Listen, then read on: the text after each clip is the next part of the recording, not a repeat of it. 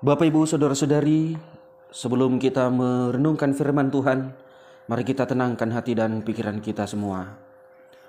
Damai sejahtera Allah yang melampaui segala akal akan memenuhi hati dan pikiran saudara-saudari di dalam Kristus Yesus. Kita berdoa. Kami naikkan syukur hormat bagimu Tuhan. Kami bersyukur atas segala anugerah dan kasih-Mu yang selalu melimpah bagi kami, hingga kami dapat berkumpul di tempat ini. Semua yang kami terima, kami bawa, kami persembahkan untuk kemuliaan Tuhan. Kami mau mendengar firman-Mu. Kami mohon Tuhan, ajari kami, agar kami dapat mengerti dan melihat hati Tuhan, agar kami dapat melakukan dalam kehidupan kami. Dalam nama Tuhan kami Yesus Kristus, kami bersyukur dan berdoa. Amin. Bapak, Ibu, Saudara-saudari, firman Tuhan yang kita renungkan di hari ini adalah terambil dari Galatia pasal 6 ayat yang pertama sampai ayat yang ke-10. Beginilah firman Tuhan. Saudara-saudara, kalaupun seorang kedapatan melakukan suatu pelanggaran, maka kamu yang rohani harus memimpin orang itu ke jalan yang benar dalam roh lemah lembut, sambil menjaga dirimu sendiri, supaya kamu juga jangan kena pencobaan. Bertolong-tolonganlah menanggung bebanmu, demikianlah kamu memenuhi hukum Kristus.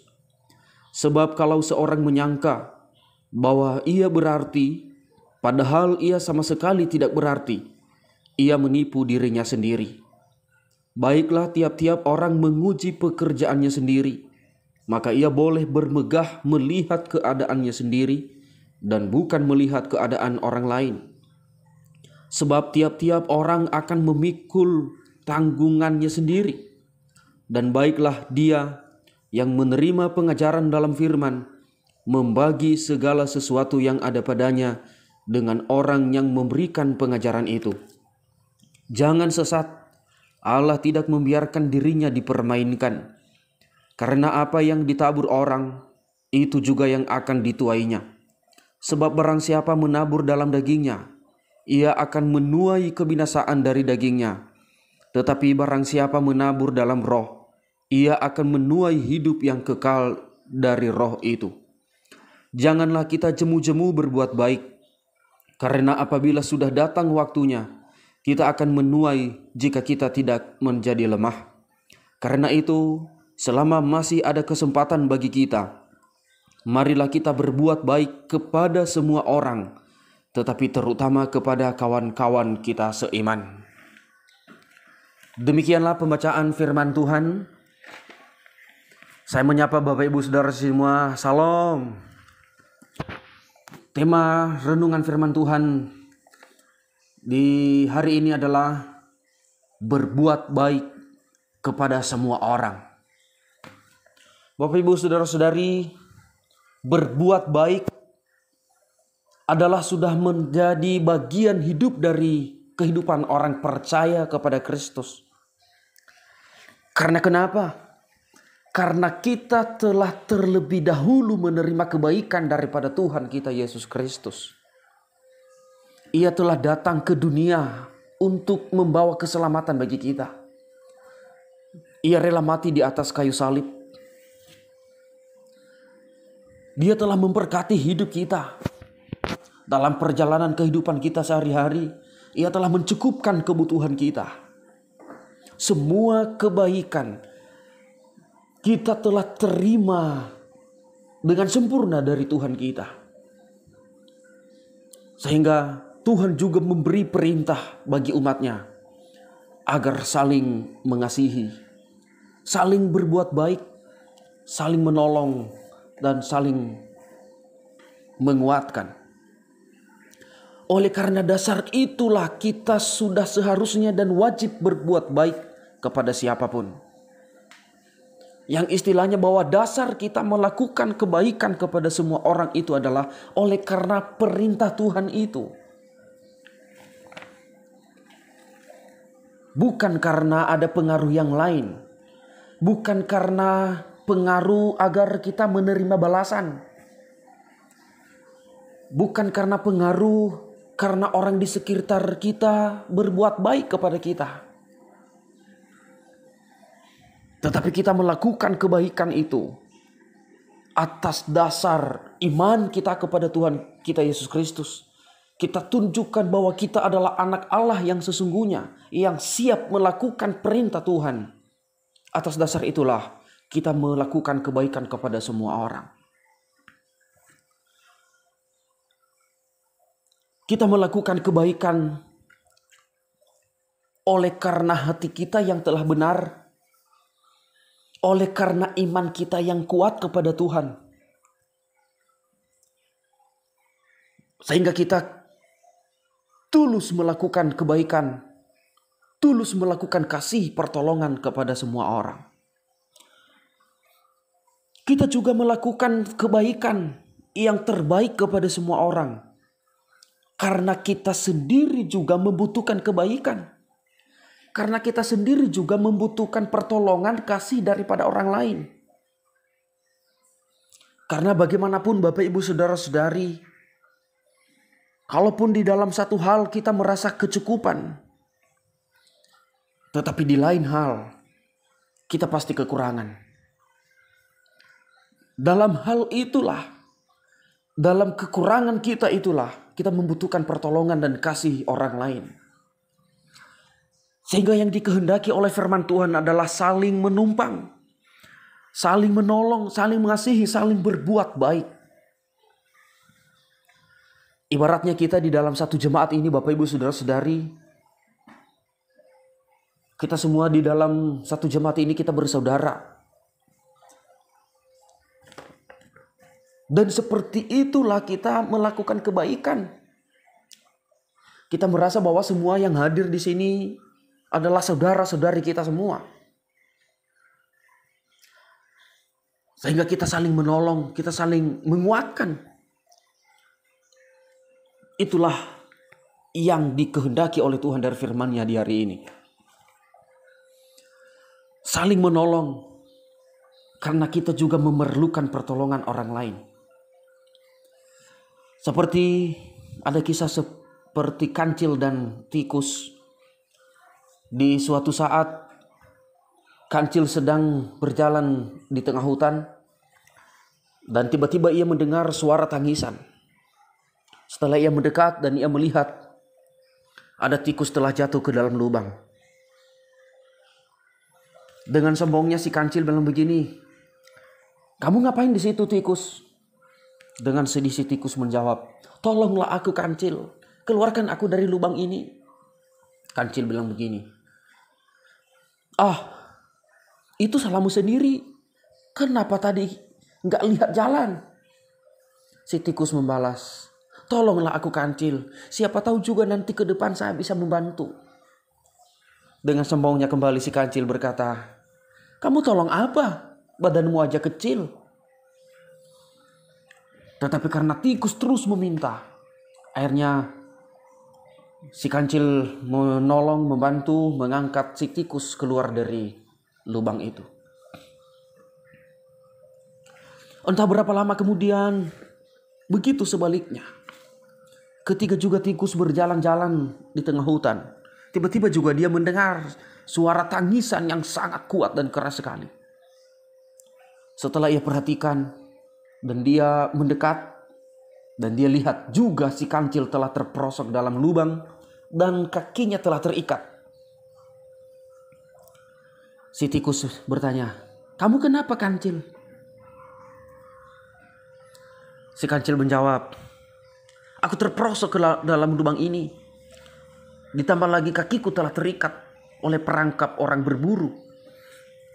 Si tikus bilang begini, "Ya sudah. Tahun lalu kan kamu pernah menolong saya. Sekarang biarlah saya tolong kamu juga." Si kancil masih belum terlalu yakin. Dalam hatinya bilang begini, dan dia bilang kepada tikus, "Kamu tolong bagaimana? Badanku lebih besar, kamu kecil." Tikus menjawab, "Apa kamu tidak tahu gigiku ini bisa memotong ikatan kakimu itu. Biarlah saya gigit supaya kamu lepas dari ikatan itu dan kamu nanti boleh keluar dari lubang itu. Akhirnya si tikus melakukan itu. Dia gigit sampai putus dan mereka baru keluar dari lubang itu. Inilah gambaran kehidupan kita yang saling menolong, Bapak Ibu Saudara-saudari. Kadang-kadang kita merasa besar, kadang-kadang kita merasa tidak membutuhkan pertolongan. Padahal kita tidak tahu, pada suatu saat juga kita akan terperosok ke dalam masalah, ke dalam lubang yang harus orang lain menolong kita. Karena itu, berbuat baiklah kepada semua orang. Karena kita tidak tahu, siapa tahu ke depan orang yang kita tolong itu, yang kita telah melakukan kebaikan itu, mereka juga bisa menolong kita dan melakukan kita kebaikan di waktu yang kita tidak sangka. Melakukan kebaikan kepada semua orang adalah perintah Allah. Sehingga di ayat yang kedua dia berkata, firman Tuhan mengatakan, bertolong-tolonganlah menanggung bebanmu. Demikianlah kamu memenuhi hukum Kristus. Berarti ketika selalu saling menolong, saling menguatkan, saling bertolong-tolongan, maka di situ kita telah memenuhi hukum Kristus. Kebaikan apa yang dimaksudkan oleh Tuhan di sini? Yaitu ketika ada orang yang kedapatan melakukan suatu pelanggaran, maka kamu yang rohani harus memimpin orang itu ke jalan yang benar. Kebaikan yang dikehendaki oleh Tuhan adalah, yang lebih utamanya adalah saling menolong, saling menguatkan di dalam iman, saling menegur dalam kesalahan. Karena Tuhan kita Yesus Kristus tidak menginginkan umatnya itu sesat. Tidak membiarkan umatnya itu rusak. Dia ingin semua umatnya itu tetap baik, beriman, tetap rohani. Karena itu ketika kedapatan ada yang melakukan kesalahan, maka dia kasih perintah melakukan yang terbaik kepada orang itu adalah menegur, mengingatkan dia kembali, menyadarkan dia kembali akan kesalahannya, sehingga dia kembali kepada imannya, kembali kepada kebaikan. Itulah kebaikan yang lebih utama, yang dikehendaki oleh firman Tuhan, yang dikehendaki oleh Tuhan kita Yesus Kristus dari firman Tuhan ini. Biasanya Bapak Ibu Saudara-saudari, orang melakukan kesalahan itu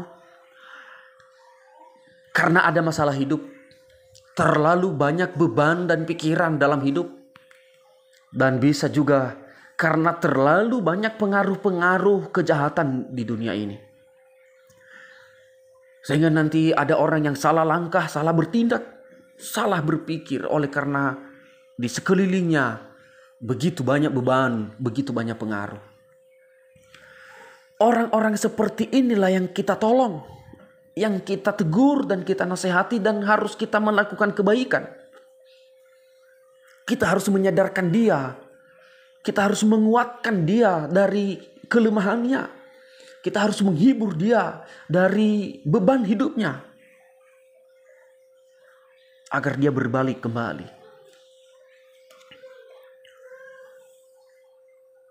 Bukan seperti orang-orang yang di zaman sekarang, ketika mereka melihat ada orang yang melakukan kesalahan sedikit saja, apa yang mereka lakukan? Bukannya menegur, bukannya mengasihi.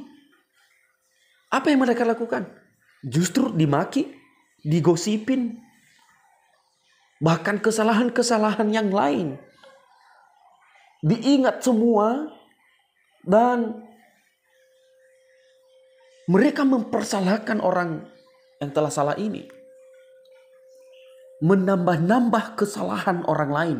Apalagi kalau sengaja mencari-cari kesalahan orang lain.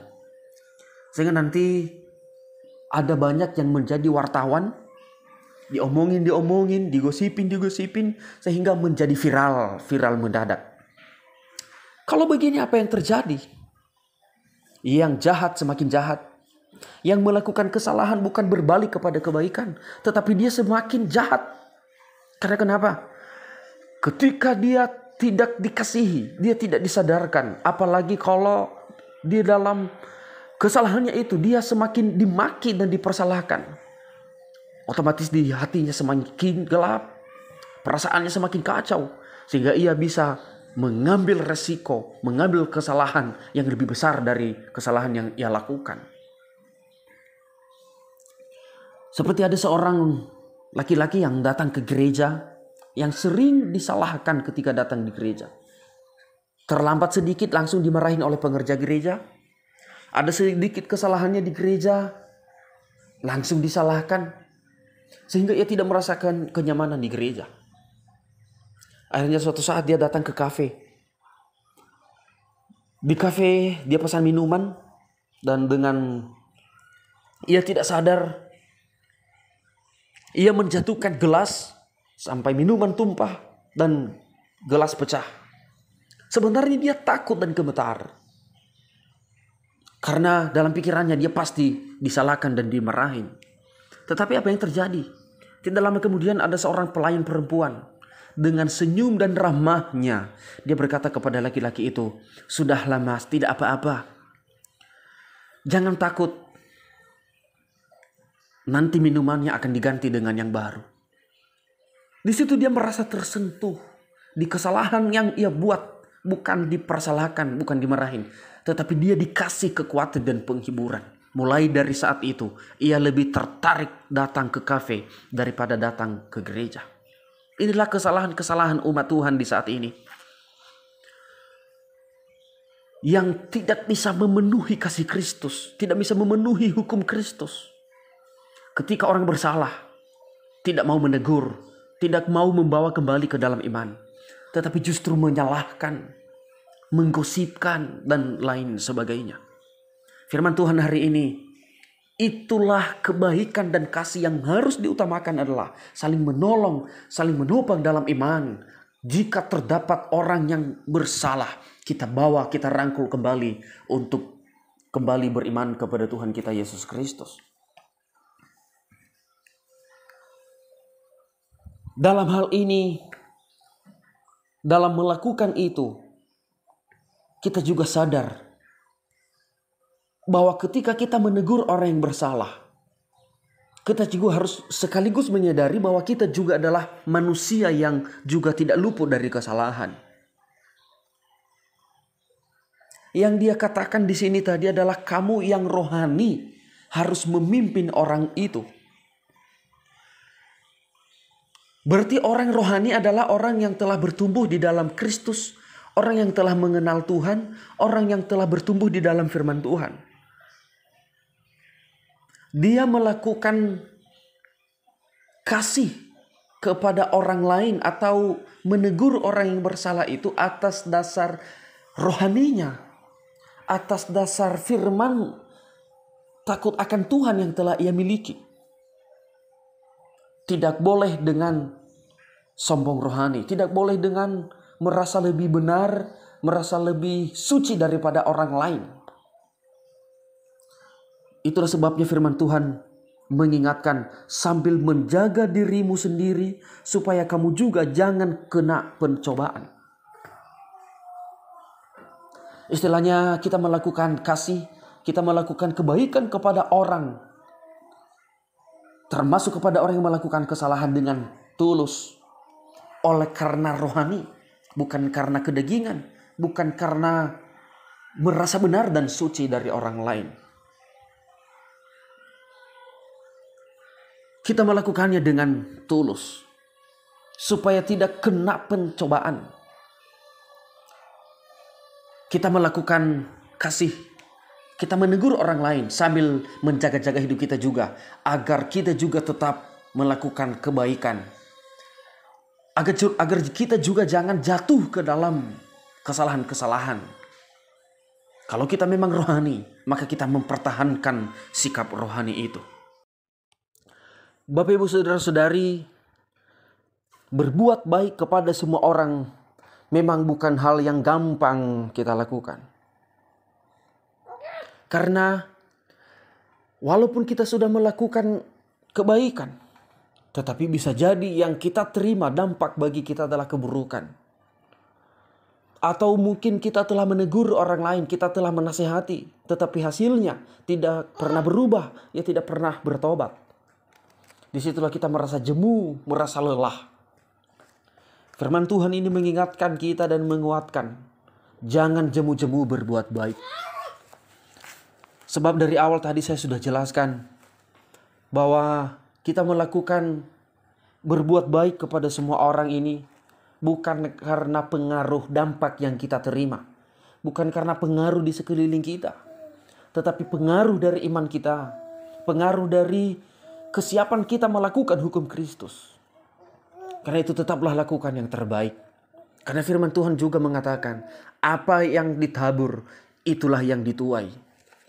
Yang artinya bahwa kalau kita tetap berbuat baik, maka secara otomatis kita juga menerima kebaikan dari Tuhan kita Yesus Kristus. Jangan jemu-jemu berbuat baik. Karena firman Tuhan berjanji, pada saatnya kita akan menuai jika kita tidak menjadi lelah. Teruslah berbuat baik. Selagi masih ada kesempatan, selagi masih ada waktu, kita akan tunjukkan kepada semua orang bahwa kita adalah pengikut Kristus sejati. Kita adalah anak-anak Tuhan yang taat kepada hukum Kristus. Sehingga kita menjadi berkat kepada semua orang. Demikianlah firman Tuhan, dan yang menjadi ayat hafalan adalah dari Galatia pasal 6 ayat 9a. Janganlah kita jemu-jemu berbuat baik. Mari kita bersama-sama, janganlah kita jemu-jemu berbuat baik. Mari kita berdoa. Mari kita berdoa. Kembali kami bersyukur Tuhan, karena kami telah mendengar firman-Mu yang sangat menguatkan kami dan menumbuhkan iman kami. Agar kami tetap berbuat baik kepada semua orang. Kuatkan kami untuk melakukannya. Engkaulah yang terus hadir dalam kehidupan kami. Di dalam nama Tuhan kami Yesus Kristus, kami telah bersyukur dan berdoa. Amin.